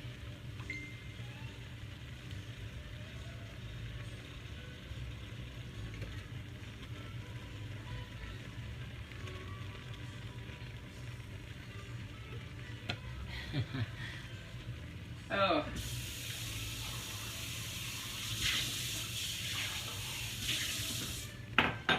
Okay. Or sometimes, okay, so what am I doing? I am letting it simmer for 20 minutes. So let's do that, shall we? Okay. Can you believe all that spinach fit in there?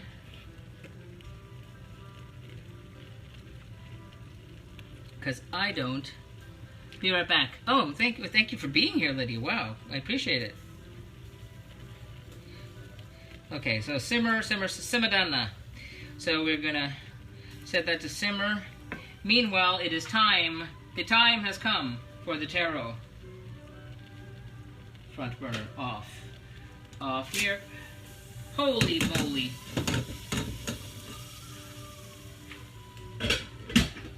That's kind of burning in the pan is what's happening there. That's very exciting. That's very exciting.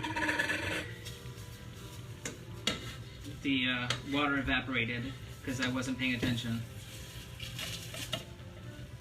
Okay, let's try it a different way. Ah, ooh, that's gonna be a fun. Trying to fix that. That's exciting. That's very exciting. I can't breathe. Oh my god. That is hot. Steaming hot. when it comes to spinach, it's like watching Willy Wonka. Yes. So this is our taro. We're letting it cool off because it is hot with a capital H. And this pot is and he's gonna walk in right now and sense the smoke. Laughter. In parentheses. Meanwhile, our sugar back here is melting. Is melted into the coconut milk. Lots of soaking pans tonight, yes, but I'm going to try not to hit it with cold water right now, right? Because we don't need yet another Rocky. We have 2. We don't need 3. Another what? Rocky. That's what he calls the bent saucepan. Mr. Rocky Balboa. Okay, that's getting really creamy. I'm gonna take a peek in here.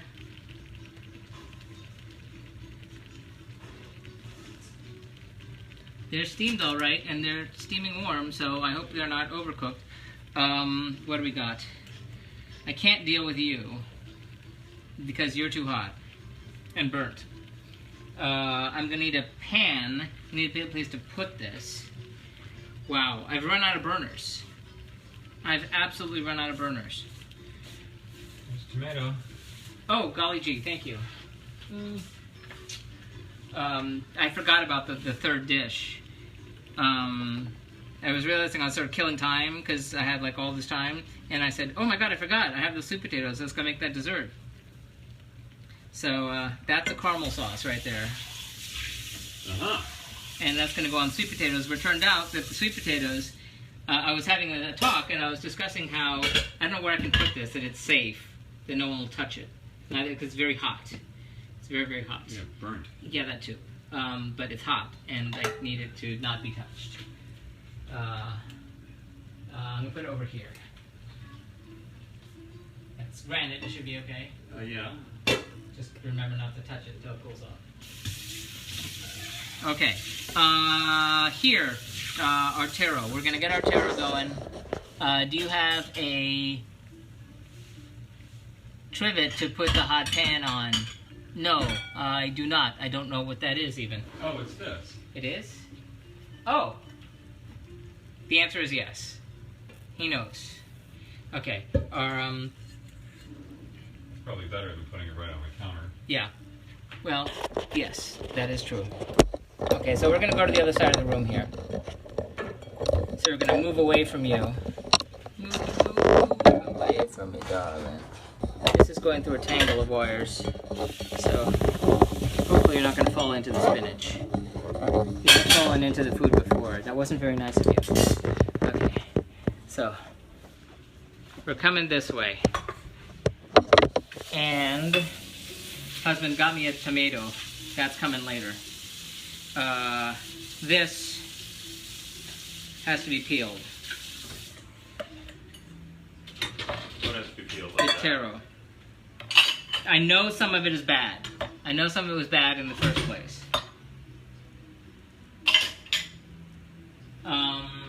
But it should be soft. Where's my peeler? Right here. Mercy buckets. Okay. Hopefully. Oh, could you hand me a paper towel? Thank you. Okay, so we're gonna peel our taro. Which should be relatively easy now that it's soft. You'd think, if it wasn't for it all being all gummy. Trivet. See, that would be a word on a crossword puzzle that I wouldn't get. I haven't done crossword. I used to do crossword puzzles a lot. Husband still does them. I don't. Trivet or trivet? Trivet? Well, I don't know. It's T-R-I-V-T. Maybe I should use a knife for this.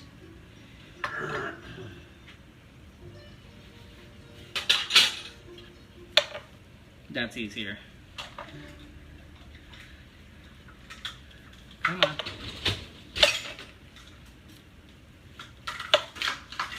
You barely need this much of it anyway.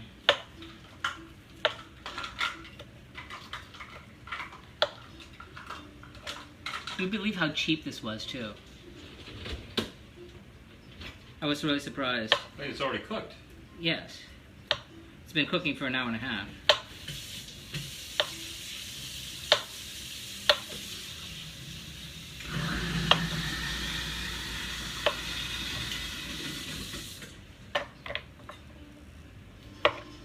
Just not use that. Tell me what's that in your hand. This is taro, T-A-R-O, taro. It is a root vegetable used in many parts of the world, mostly in the Pacific Island nations, like Tonga, where we're cooking tonight.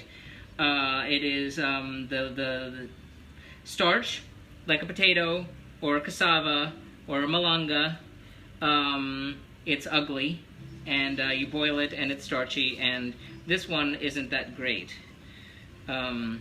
Because it's been, maybe, I don't know, it was sitting there a little long. Are you going to use this again? I'm putting trash in it right now, okay. So that would be a good thing for it. Hot, hot, hot, hot, hot. Okay, so we're just going to use this. I'm not going to stress. I don't know what that is. That a vegetable is similar? It's similar to a potato. It's a root vegetable. It's a root vegetable. It's like a potato. You treat it like a potato. I'm going to put that in there right now and wipe all this off the map. Okay. All of you are going to go away. I'm taking a little side trip to the kitchen, to the sink. I'll be right back. I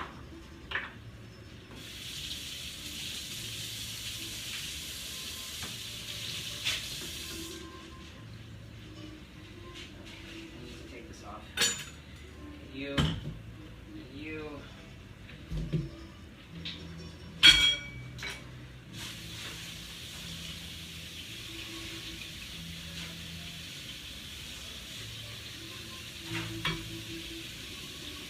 Back in a flash. One moment, please. Your call is very important to us. Yeah. Your answer will be called in the order it was received. Okay, so here we have our taro. Kuchum, thank you. Thank you for the restream. So we have what amounts to about half of the taro we started off with. And we're going to cube that and stick that in that bowl. So you can see it's gotten soft because it's been boiling for an hour and a half. It's very raw. You saw what it looks like on the outside. It looked the same way when it was raw. Parts of it have gotten a little soft, which it should not be. But in Tonga, a good portion of the farming is taro. The leaves are often used in the Western world here, if we're going to differentiate that. In what you call your ornamental shrubbery, also known as elephant ears. We're here in Florida, so a number of people, when I was all excited when I cooked Samoa, and I was excited that I found actual, hey Chef Lizette, oh my goodness, are you here? My goodness, superstar, thank you if you're here. It's very cool. We're getting taro cubes in lieu of using rice, and I should have, let this cool down, but I'm in a hurry. So, and they're going to be reheated in a second anyway. I know this is not good knife skills, but I'm in a hurry. Not a good excuse, but yeah, taro.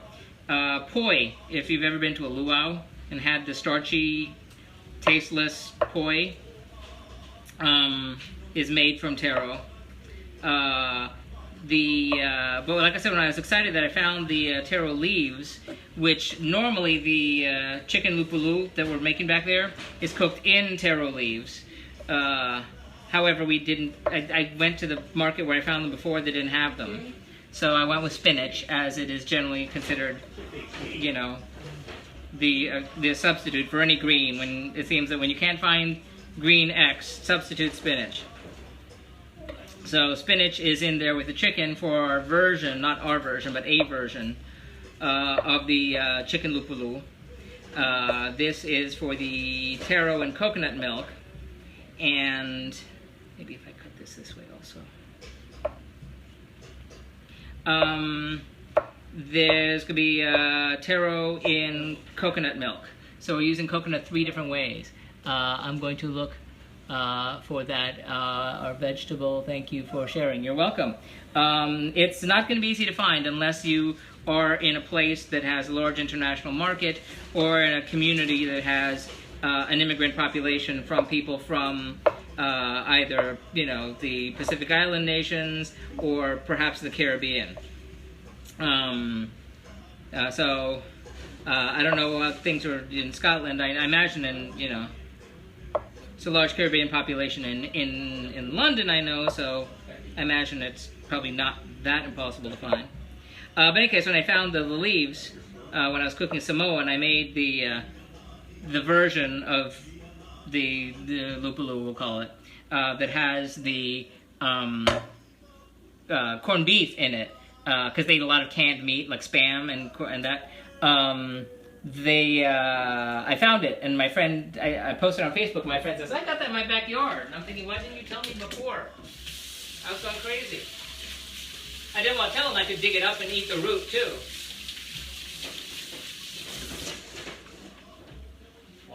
So it's perfect for cooking and farming in places like Tonga. I need to clean this off before this dies, excuse me.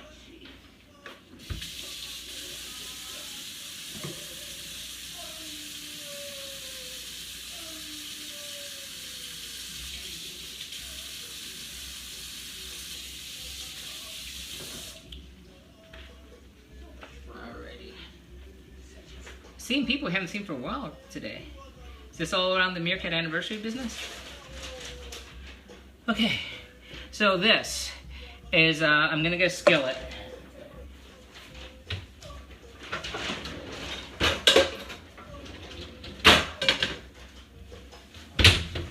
And moving right along, as the Muppets say. Do I need to open yet another can of coconut milk? I think I do. No, I don't. I have extra. I put that in the fridge. Okay, so taro cubes go into the saucepan here.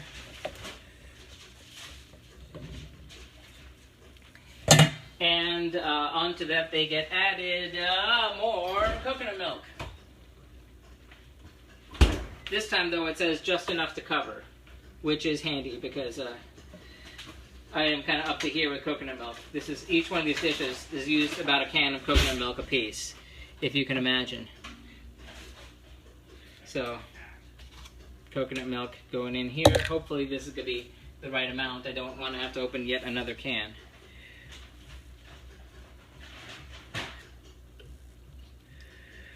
That better be enough.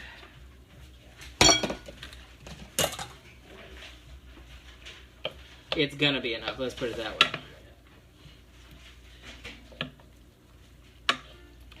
So what are we doing here? We're just heating it up, and then we're gonna have to salt it to taste, as it were, for a few minutes. But while that happens, and our caramel sauce is all liquidy back here, that's gonna be exciting.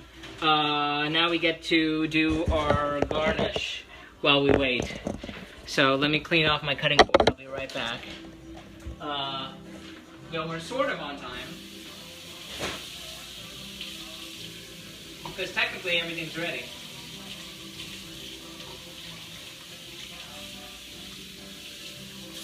It's just my usual slow chopping, cutting business. Okay, so we're going to dice or slice some scallions, that's green onions in other parlance, and a tomato, because the husband was nice enough to get me.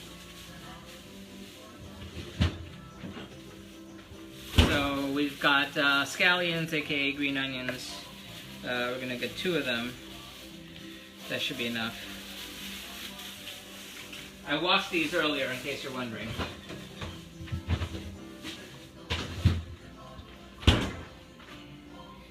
Oh my goodness, the cat wants his food. Evening, sir. What are you making? Okay, we're doing 3 things. 1, 2, 3. We have a version of the chicken lupulu, which is traditionally taro leaves and coconut milk, or coconut milk cooked inside cups of taro leaves, usually with meat of some kind, corned beef or what have you. In this case, it is chicken. It's sort of like a quote-unquote healthier version, but it still has a ton of coconut milk. Meanwhile, we have the taro in coconut milk, which we're eating as the starch instead of rice. They suggested brown rice and whatever, and that's all well and good, but not... I wanted to make something else, and I had the taro, so I needed to use it before it went entirely bad.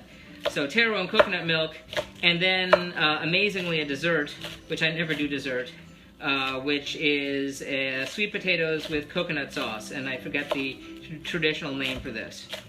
So that is what we're making. This is for the Global Cooking Challenge, as I started in 2012, in September of 2012, after not ever learning to cook, and 30 years being scared of going into the kitchen because of we'll call it an unfortunate accident. I started the idea that I was going to learn to cook by cooking food from a different country in alphabetical order, working my way around the world alphabetically because I have OCD. From Afghanistan to Zimbabwe.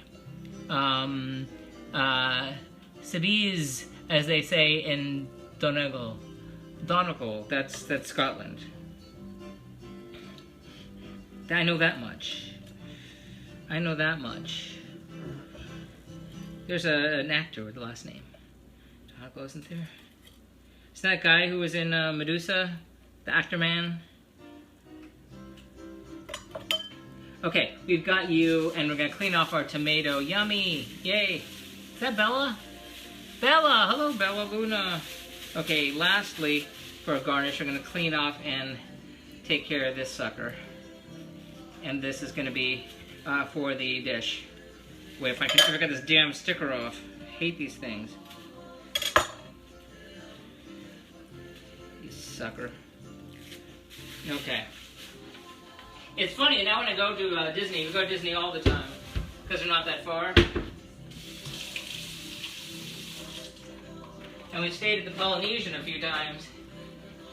I keep hoping for like Polynesian food, and there really is, unless you go to the luau, there really isn't any.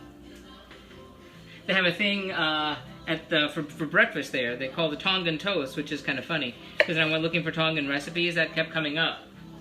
The Tongan toast. And I thought, oh, and that's basically French toast with coconut milk, Tongan toast. So I'll spare you the suspense. Not bad. I mean, if you know, it's an interesting take on French toast. So we're seeding the and dicing this one tomato for garnish on our chicken lupulu, while we listen to music of the South Sea Islands. So I was saying at the beginning, thank you for liking the restream, Bella. And Nan, thank you for the follow. Everything is on the blog at cleffyland.com. You can follow on Facebook, on Twitter. Please do. Also on Instagram or Pinterest, if that's your bag. And on YouTube. On YouTube, you can go there and subscribe and know right when I posted the videos for these. So if you want to spare yourself all the boring beginning parts, just skip to, you know, the end and avoid my long stories. You can do that. It's just search for Cliffyland, YouTube. I think it's youtube.com/Cliffyland or facebook.com/Cliffyland or Cliffyland on Twitter, etc., etc., etc. And if you are a Periscope-y person, follow there too, because before too long we'll be doing a simulcast. We'll be doing probably a sort of a comment-free simulcast on Periscope where I'll be mounting an iPad. So at least for here, you'll get a bird's eye view. I don't know how that's going to work for over the stove, but cruzamos ese puente cuando llegamos. We'll cross that bridge when we get to it. All my mother's adages are in Spanish, so that's how I remember them. Okay.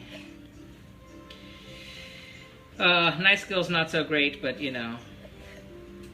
We're learning and I'm tired. And in a little hurry. Because we're a little late. Not as late as we have been of late. Anthony Gilmore, my good man, how are you doing? Thank you for the restream. I love your pictures. He's got the greatest Instagram. Anthony Gilmore right there. Follow him on Instagram. He's got great pictures of castles and other olden structures out and about Worcestershire.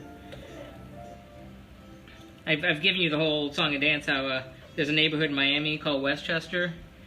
However, it was, it became a Cuban neighborhood in the 60s. And so if you say you're going to Westchester, no one knows where it is because it's called Huechete. So you see the sign and it's Huechete. Okay, cleaning this off and then we're going to plate.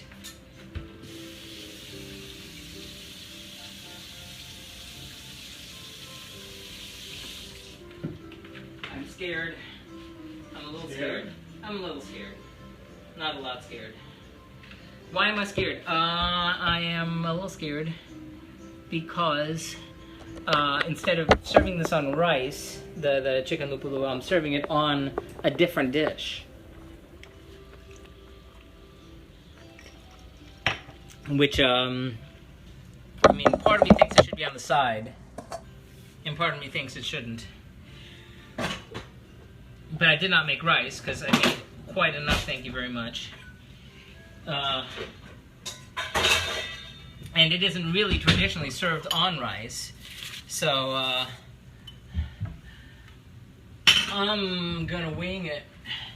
And we got dessert too. I don't normally make dessert. But, like I said,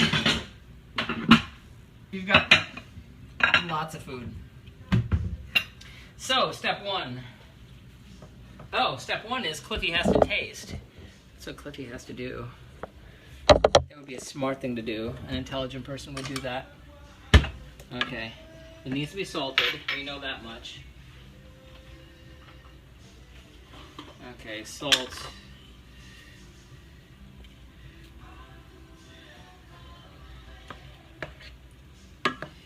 And see how that goes. This is the taro and coconut milk. Okay. Let's see how that goes. Wish me luck. I'm going in. I'm going in. Okay. Taro and coconut milk.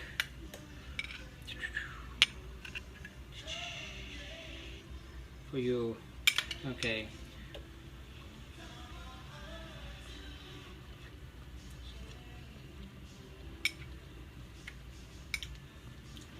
Not bad. It tastes exactly like taro and coconut milk. Taro's got a bit of a sour bit to it. I like it. Good. If you've ever had poi, you know that has no flavor. But with the coconut milk, the sour, salty, starchy combo works. Now the question is going to be how much of this do I put at the base of this, or should I really just put it on the side? What do you think? In French Polynesia, they use a lot of taro in poi. Yes, indeed. And in Hawaii as well. Oddly enough, they don't do poi much in Tonga, I read. I found that curious. Should I do this on the base or on the side? What do you think? Wow, that's more liquid than I expected. I mean, I'm not going to put the liquid on, but... Thinking. What do you think?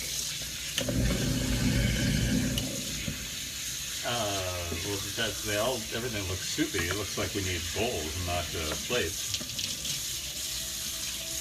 That would be 3 plates then, or 3 bowls. Why 3 bowls? Well, I thought you were going to put this under the chicken. Yeah.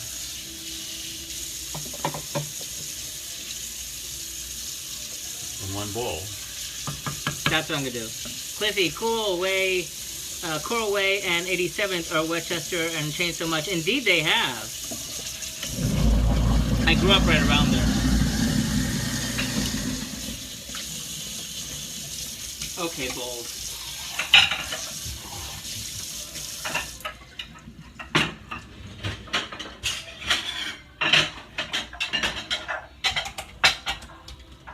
Bowls it is. So you're not going to be able to see that. That's my only thought. Thank you for the follow, computer guy. Hopefully. Okay, we're done with that. Okay, here goes nothing.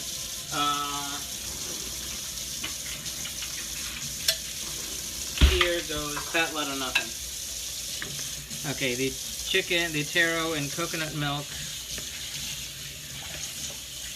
We're doing this in lieu of the rice that was suggested in the, other recipe for the chicken lupulu. So we're combining recipes here. Yeah, maybe that's too much. Okay. Let me take a picture of just that, just so I have a picture of it, because it's about to be covered up by the other. Because like I said, we're using this in lieu of rice.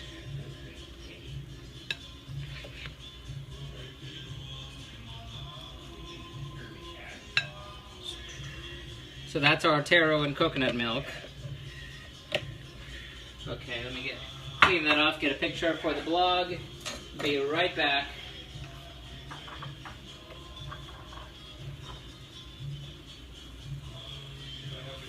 Doesn't have to look horribly pretty because it's about to be covered up.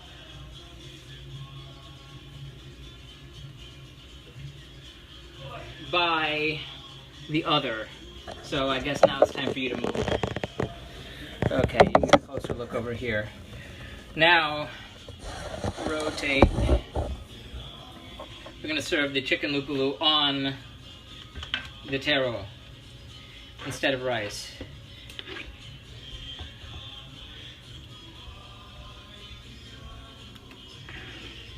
This is chicken, onions, garlic, chicken, spinach, and coconut milk. It's insanely simple.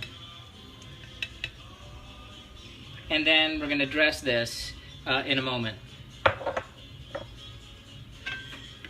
That's chicken broth, if you're wondering what the liquid is.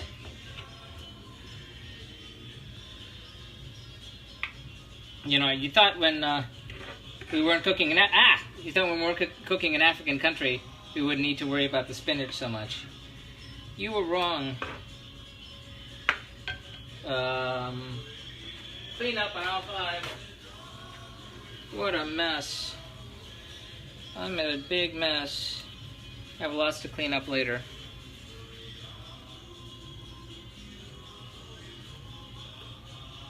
Okay. Now,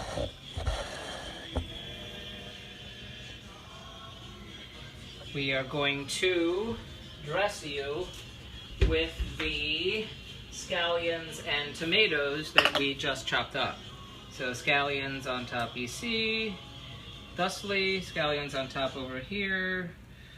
We'll have a little bit of left for the leftovers, tomatoes. Boo. Boo. Sail away with me to the South Seas. Welcome to Fantasy Island. Smiles, everyone, smiles! Okay, we have that.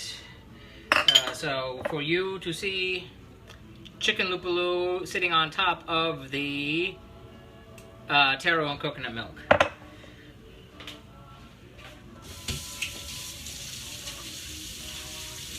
Get a picture of you. Off. And then we're gonna plate the dessert, which I don't know how the heck that's gonna work. I really don't know how that's gonna work.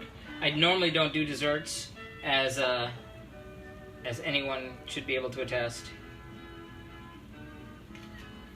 But here goes nothing. Into this bowl. Thank you. Is that Ray? Raymond?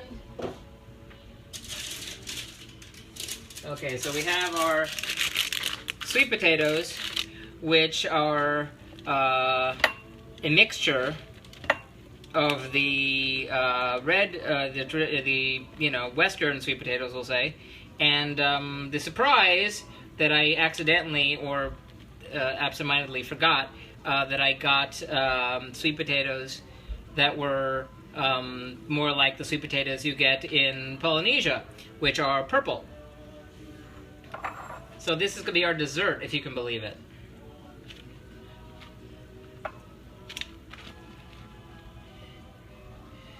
I'm going to leave some for later. This is the part that scares me. The part that makes it dessert. I don't know how to accomplish this, but here goes. We've got our caramel sauce that we've made from melting sugar and coconut milk. So on you go. How about here?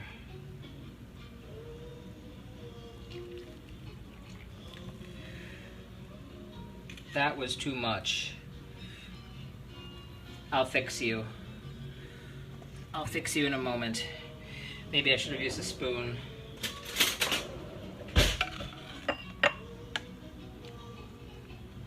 This is like a caramel sauce, like a vegan caramel sauce.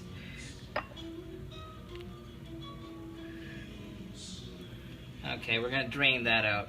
We're gonna have to find a way to save this caramel sauce for in some way. I don't know how that works. I'm not a dessert guy.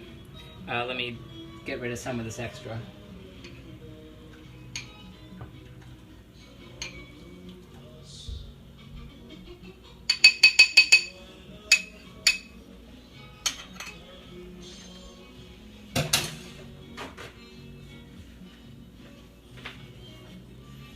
Looking good, thank you.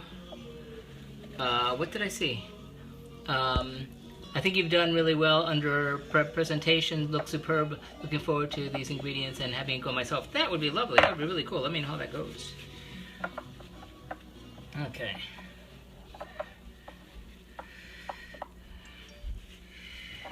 That one will be for me.